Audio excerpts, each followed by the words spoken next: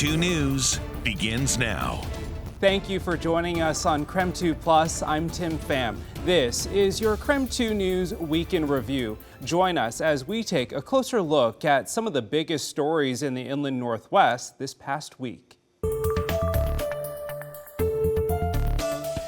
Taylor Forrester claims he didn't know this suspected shoplifter, but heard him shouting out for help, and that's why he decided to involve himself. That decision ended up landing him in jail, facing charges. We know the name of the man who was shot and killed by a Spokane police officer at this Spokane Walmart Sunday. We also know the name of the officer who investigators say fired his weapon. And late this afternoon, the Spokane County Sheriff's Office released the name of a third man involved. 33-year-old Tyler Forrester appeared in court today charged with third-degree assault and obstructing an officer. Court documents say while two officers were fighting with a shoplifting suspect, Forrester came from behind and pushed one of them. I never assaulted anyone. Forrester agreed to an interview tonight, but corrections staff wouldn't let us give him a wireless microphone. It's why the audio is hard to understand. Forrester says he was near the self-checkout area of the store when he heard a man yelling for help. He claims he didn't know the suspect. So did you talk to him in the store at all? He just kept screaming, help, help, help, stop, please stop. Forrester says he pushed on the officer's shoulder and told him he was being too excessive. This is not an extended touch. Forrester told us he didn't see the shooting, but heard it. Police were trying to arrest 34-year-old Carrie Jones Hilberg for shoplifting and say he was violently resisting even after a taser was deployed. Authorities say at one point someone in the store yelled gun before a Spokane officer fired his weapon, killing Jones Hilberg. Investigators believe the loaded gun found at the scene belongs to him. That officer's been identified as Carl Richardson, a field training officer who currently serves on SPD's tactical team and also works on the department's dignitary protection team, providing security for politicians, celebrities, and other VIPs who come to town. Richardson also helped recover a kidnapped child in 2021, according to SPD. He's been with the department since 2019. Forrester's now found himself in jail, charged with third-degree assault and obstructing an officer. A judge set bond at $5,000. Forrester says he can't afford to post it. Authorities arrested Forrester days after the shooting once he was identified in a video of the incident posted on social media. The Spokane County Sheriff's Office continues to investigate the shooting. In the studio, Kyle Simchuk, KREM 2 News. Well, we are at downtown Spokane's Red Lion, where the doors are closed, locked, and just down the street, Sukiyaki Inn is also closed for business, just two in a number of recent restaurant closures across the city. At Julie Norris's new restaurant, Loren. I'll turn on this Christmas tree too. It's really It's lights before the evening's action. But as this longtime Spokane restaurant owner prepares to open up for the night, she's saddened by fellow entrepreneurs who have closed for good. This is definitely not normal for this industry. Washington's Hospitality Association says on average, 18% of restaurants in the state close every year. But with around 14 closures just in Spokane's downtown the last quarter, many are wondering what's going on. Roughly 580 restaurants in the city of Spokane. So 18% of that number in your average year is still quite a few people who couldn't make it in a tough industry. President Anthony Antone says it's still too early to know what this means big picture or if it's just an odd moment in time for the city. I will say to close in November is a little bit weird because for the most part, holiday season is where you make your money. We do know owning a restaurant is already a tough biz, and even tougher now with higher prices on everything. That's keeping people from eating out and keeping businesses from breaking even. Everyone's food costs are way up. Everyone's labor costs are way up. Their sales are not keeping up with inflation. Another possible factor, post-COVID debt. Antone says 40% of Washington restaurants didn't get pandemic relief. And you exited COVID with $160,000 in debt, but you're only making $40,000 a year on your restaurant because your margin's small. You're facing 3 to 4 years with no income. In January, we have another minimum wage increase, which is another reason it's just detrimental for restaurants. Norris also guesses downtown Spokane may see a unique issue with higher crime and a lack of foot traffic. And if people don't feel safe, then they're not going to go downtown and hang out and celebrate or spend money, and it's too bad. Well, Antone says that we may get a clearer picture of the city's restaurant woes at the beginning of the year when the complete data is put out. But for right now, he and Norris urge you to eat locally. Shannon Mowdy, KREM 2 News. It's been almost 4 months since the Gray Fire ripped through Medical Lake, destroying 240 homes.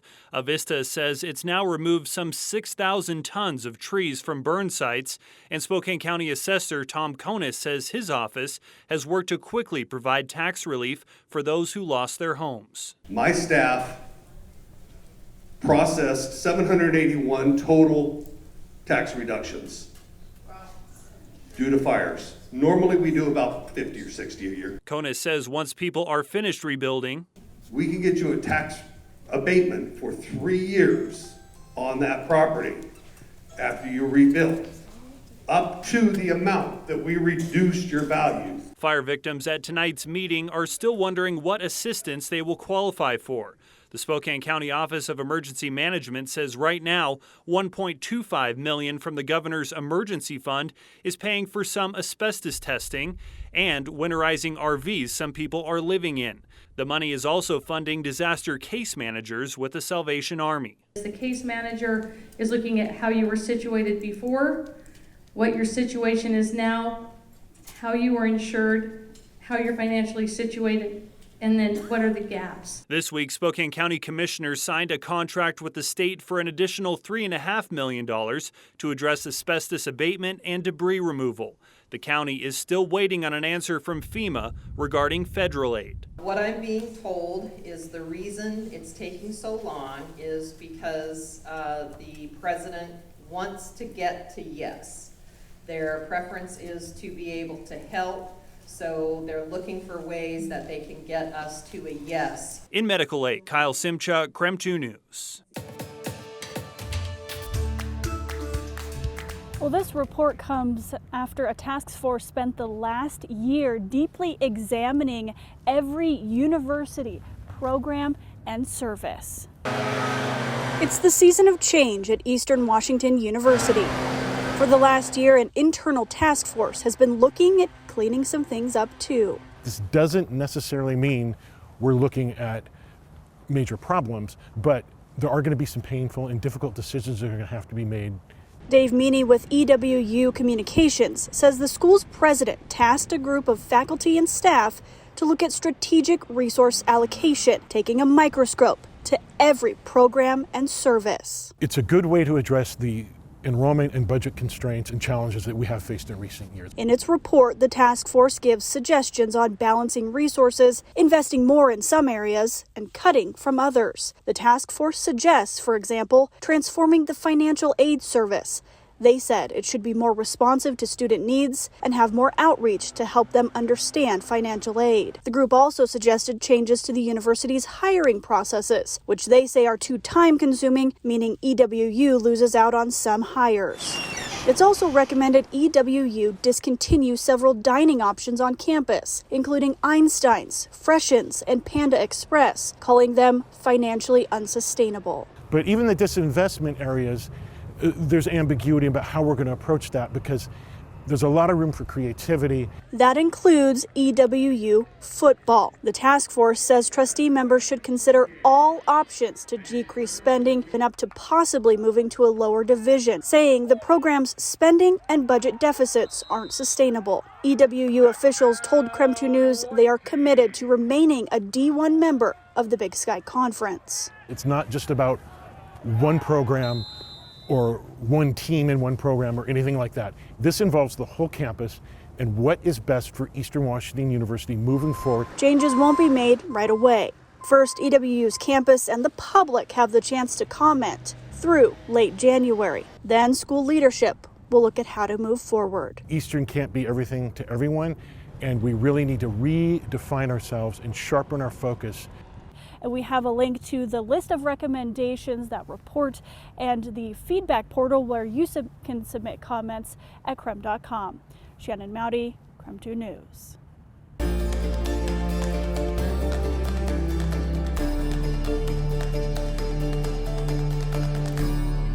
Well, the city of Spokane tells me there are more than 40,000 rental properties and units in Spokane. But for most of them, the city doesn't know whether they're up to code. That's why by the end of this year, the city wants to create a database of where they all are.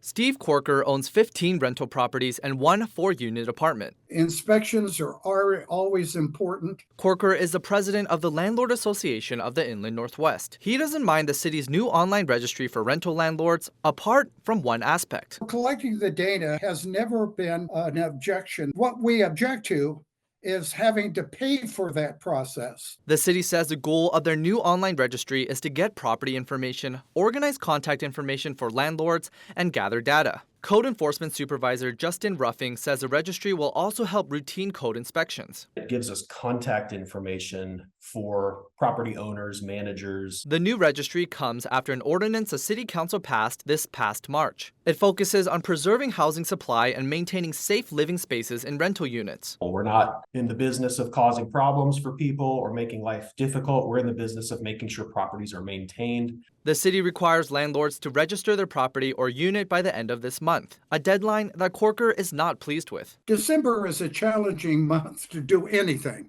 and basically the last 2 weeks of the month are difficult. There will be a $15 rental unit fee as part of the application process. The city also needs landlords to get a business license if they do not have one. One of these licenses costs $127 a year. My concern is asking landlords to pay for these programs increases the burden on the renters. And if you are a renter, there's nothing you have to do. The registry is only for landlords. And because this is a new program, I asked the city what it would do with people who don't register by the end of this year. They said there will be a grace period and they will not assess fines. In Spokane, Nathan Han, KREM 2 News. Well, the military and FBI discovered this stolen ammunition ring while they were investigating Sanger for something else. Agents believe he was also plotting to overthrow the government and harm American citizens. The FBI opened its investigation into Air Force Staff Sergeant John Sanger in August 2021, when 2 social media companies reported the 31-year-old had discussed committing violence to advance a political agenda. According to court documents, Sanger used an anonymous name to post, quote, "They defrauded our election system and are still getting away with it. That means the system has run its course. People have to die." An undercover agent started chatting with Sanger online, and months into their friendship, Sanger invited him to go shooting at a Fish Trap Lake range. During this hangout, the undercover agent met one of Sanger's friends, Air Force Sergeant Eric Eagleton. Court documents say Eagleton bragged about stealing up to 3,000 rounds of ammo from the base a day. Eagleton told the undercover agent everyone at the Combat Arms Training Section knows about the thefts and splits the ammo equally, according to court documents. Sanger and Eagleton were charged and arrested in April 2022.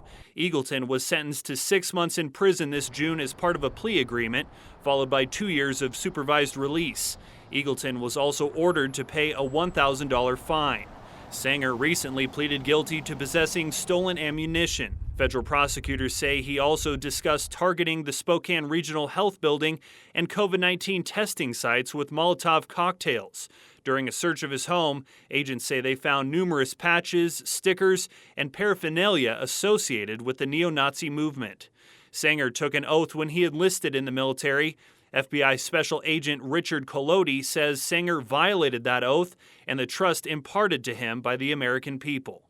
Collodi said, quote, "I am proud of the work of our investigators and partners to quickly bring an end to Mr. Sanger's conduct before his violent rhetoric turned into action." And a federal judge sentenced Sanger to 2 years in federal prison, followed by 3 years of supervised release. Mayor-elect Lisa Brown has laid out her administration's priorities as she takes office in around 3 weeks. She now has 5 teams of volunteers looking at top issues impacting the city. Spokane's incoming mayor has identified 5 top priorities and 5 committees that will help guide how her administration navigates them. I want this to be everything from we need to do this now, very action-oriented, to here's where we're headed. Lisa Brown introduced her 5 transition committees Tuesday. They include public safety, regional economy, city budget and sustainability, and families and neighborhoods. Each group is made up of diverse business leaders, activists, and community leaders. Voices representing views of all backgrounds that stretch across the city, across politics. A 5th group, dedicated to health and housing options, will also tackle Brown's plans to address homelessness. She sticks by her campaign stance. The Trent shelter isn't a best practice for Spokane's unhoused population. So I believe there will be a transition, but I'm certainly not going to second guess the current city council and administration. The current council has just a couple weeks to decide whether to fund the shelter through winter. The current contract with Salvation Army ends December 31st. I'm not sure we'll be looking at one provider for track or for whatever its successor location might be. I think it's going to be more about working with the provider network. These transition committees will meet 3 times before she takes over January 1st. We will move fast and we'll move very thoughtfully. By Brown's first days in office, we can expect more insight into their recommendations and how Brown plans to implement them. Brown's team has also launched a website, betterwayspokane.com, where you can learn more about each priority and send in your own recommendations. You can also text the keyword mayor to 509-448-2000 to let us know what you think about Brown's plans. Shannon Mowdy, KREM 2 News.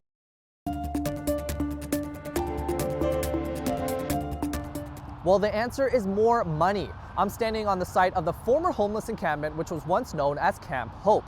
The camp closed in June, and now you wouldn't even be able to tell that the land I'm standing on used to once hold 600 people. Thanks very much. Governor Jay Inslee says the state has cleared out 30 homeless encampments in just over a year. Many of these are along interstates, just like the former Camp Hope in Spokane. 30 encampments that aren't there anymore. In their place is beautiful Washington scenery. The governor announced he will budget an additional $100 million to maintain the Rapid Capital Housing Acquisition Fund. This fund has helped close down homeless encampments by opening new emergency housing options, such as the Catalyst Housing in West Hills. We're making big progress. Inslee says it's one of his top priorities to open emergency housing for people out on the street. We essentially are out of money, so we need to continue to appropriate the dollars necessary. The fund has already helped local nonprofits in Spokane, like Volunteers of America and their women's shelter Hope House. The Rapid Capital Housing Acquisition Program really did help build that, and many others in our community are seeing great success with that program. Volunteers of America CEO Fawn Schott says the RCHA fund is needed more than ever. Even with the closure of Camp Hope, Schott still sees hundreds of people on the streets in Spokane. This money was needed 3 years ago. It continues to be needed today. It can't come fast enough. People are dying on the street. And Inslee says even with 30 encampments closed in the past year, the job is not done. We got to keep this progress going. We got more homeless encampments. RCHA funding may become available if it is approved by the Washington State Legislature next year. So far, 11 people who were at Catalyst in West Hills have found their way into permanent housing. And the land I'm standing on will be the future site of the North-South Freeway. In Spokane, Nathan Hun, KREM 2 News.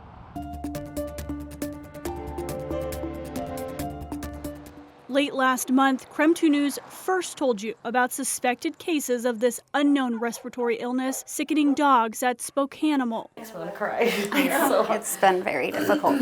At the time, there were no confirmed cases of the mystery illness in Washington state. Now, vets with Washington's Department of Agriculture say there are 2 known cases in Snohomish and Clark counties, with 16 total reports. We're still receiving information on the other 14. Dr. Minden Buswell says 3 of those reports come from Spokane County, though she can't be specific about where. We have 3 reports, none of which at this point are considered cases, just because they've either had comorbidities that predispose them to, having a more atypical scenario, or we haven't gotten all the information on them yet. It's still not known what causes this disease in dogs, whether it's a new virus or a much stronger variant of an existing illness like kennel cough. What vets are seeing is dogs that may get sick fast or have lasting symptoms. Pneumonias that are lasting longer, tracheobronchitises that are lasting, 6 to 8 weeks. Those 24 reports, including Spokane counties, are being investigated by the state. We want to make sure that they have a respiratory diagnostic panel done to make sure that they're negative for the normal things that we see. Dr. Buswell says luckily most dogs recover and the disease is rarely fatal, especially in otherwise healthy dogs. Monday, Spokane opened up adoptions again, reporting all shelter dogs are healthy. You can protect your pet by keeping them fully vaccinated, which can prevent serious illness this time of year anyway. Do a risk assessment, understand your animal's health. If your pet is immunocompromised or very young or older, it's suggested you keep them away from other dogs right now. Thank you for joining us here on KREM 2 Plus for a look at some of the biggest news stories of the past week. For the most current news throughout the weekend, you can watch our latest newscast right here on KREM 2 Plus. Just look for them in the bottom navigation menu. I'm Tim Pham. Thanks for watching.